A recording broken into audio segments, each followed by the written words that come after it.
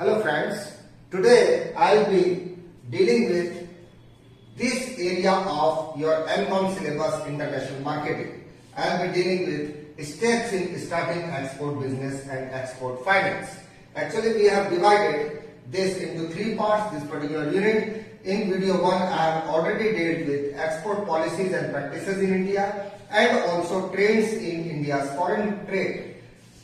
In this video, I'll be giving my experience and giving my knowledge in steps in starting export business and export financing. And after that, one more video will be there where we will be dealing with export documentation and export procedure.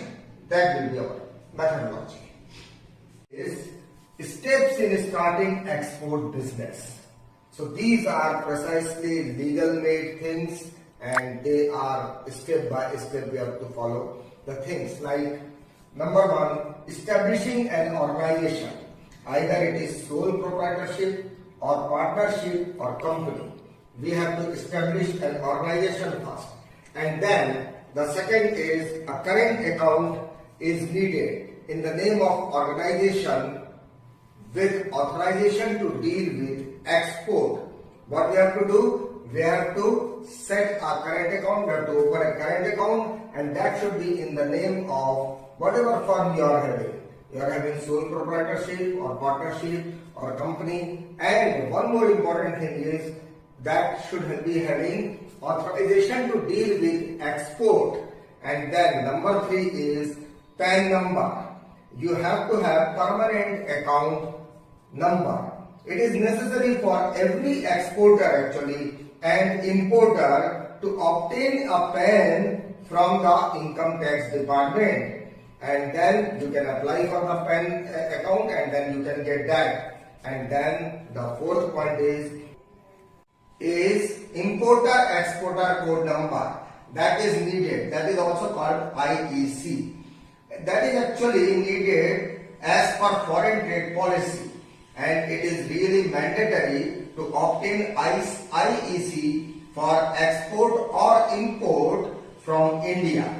Okay, so that is one point. And then fifth is registration cum membership. Registration cum membership is needed. That is called RCMC. RCMC, you can see registration cum membership certificate, that we have to obtain for availing authorization to import or export or any other benefit if you want to take or any other concession under foreign trade policy. So that is also very much required. And then sixth is selection of product. So that is very much important for you, for a person who is going to deal in the foreign trade, who wants to export. That is very much important that all items are freely exportable except few items that will be in prohibited or restricted list.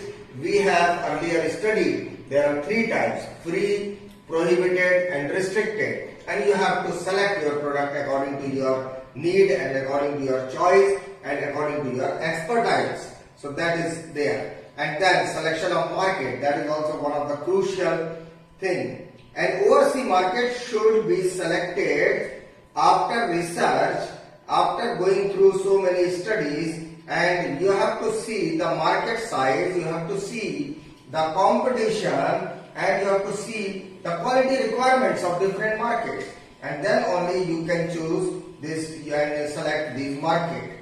And then you have to see the payment terms also, because to manage your working capital, to manage your profitability, you have to see the payment terms also, and then you can evaluate market on the basis of all the things, and you can use a simple concept of marketing there, okay, and then you can select your market, and that is a very crucial step. And then what you have to do? You have to do in finding buyers. After doing all the researches, after participating in trade fairs, after having buyer-seller meet, there are so many things like that you can do. You can go and talk in, you can go and see the exhibitions and portals, business portals you can have web browsing also. There are so many things that you can do, and then you can come to the conclusion that what type of markets you are going to find, and where you will be going to do business.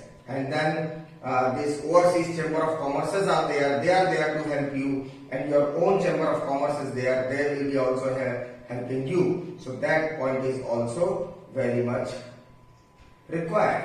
After that, the ninth one is sampling. Sampling is also a very important and crucial thing, and like it should be as per demands of foreign buyers who are helping you to get export order. Naturally, the things whatever you are producing, that should be matching with the requirement of the person who is purchasing. So it is also a simple concept of marketing, and you will be having some authority to send your samples and some technical forms you have to fill, and after that you can set that also. And then 10th point is pricing and costing. That is also very much important.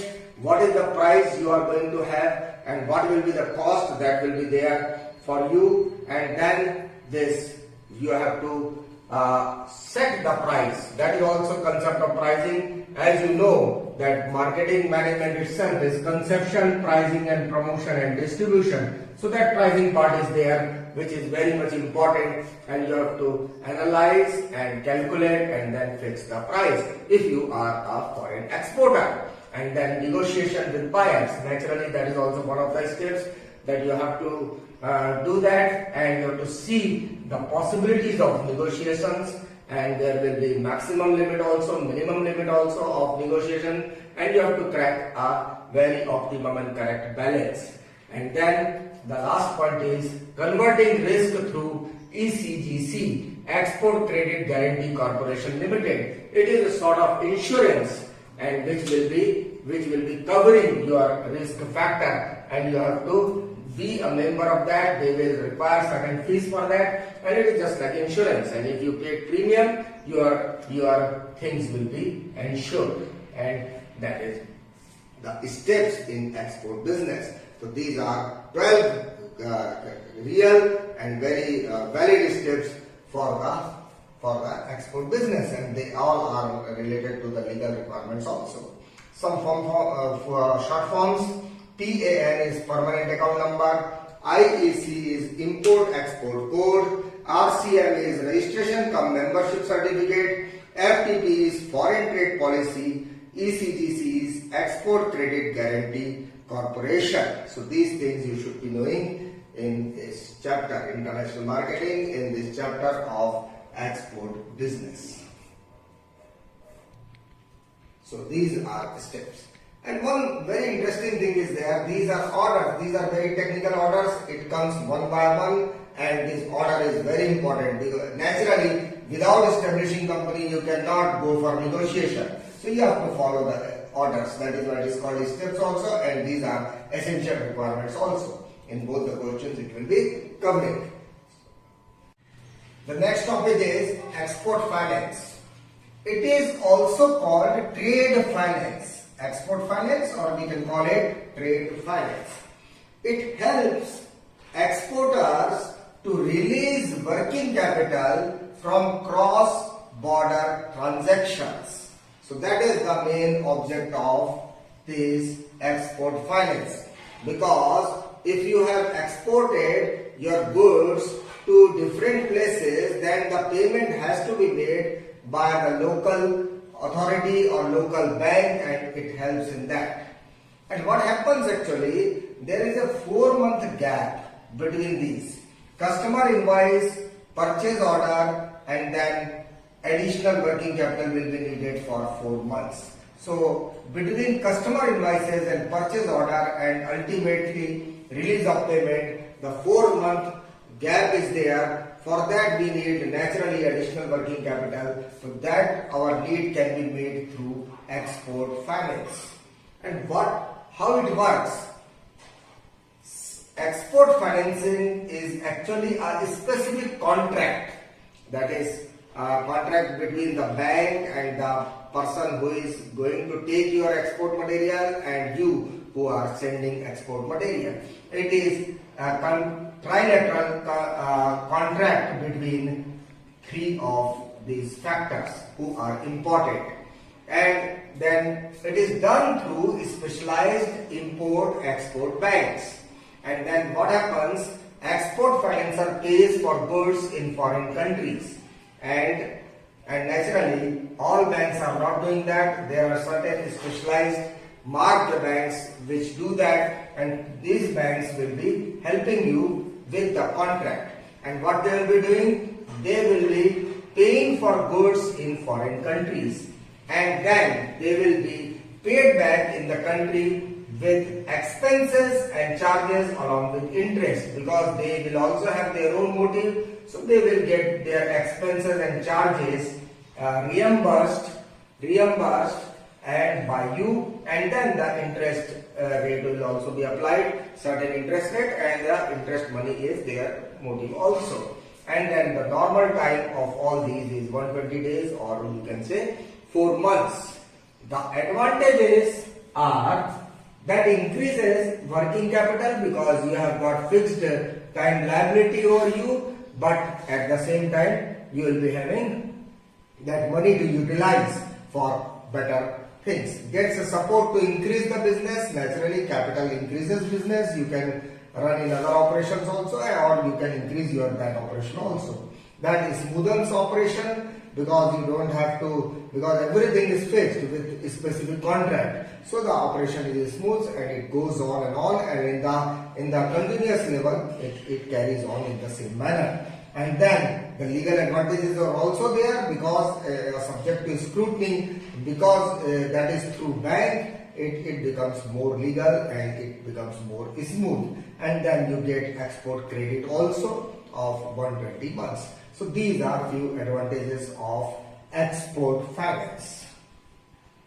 So dear students, we have been dealing with MCOM 4 International Marketing of this is your subject, and Unit 5 I am delivering you lecture. In our video 1, export policies and practices in India was there, and then along with that trends in India's foreign trade was there. That was video 1 part 1.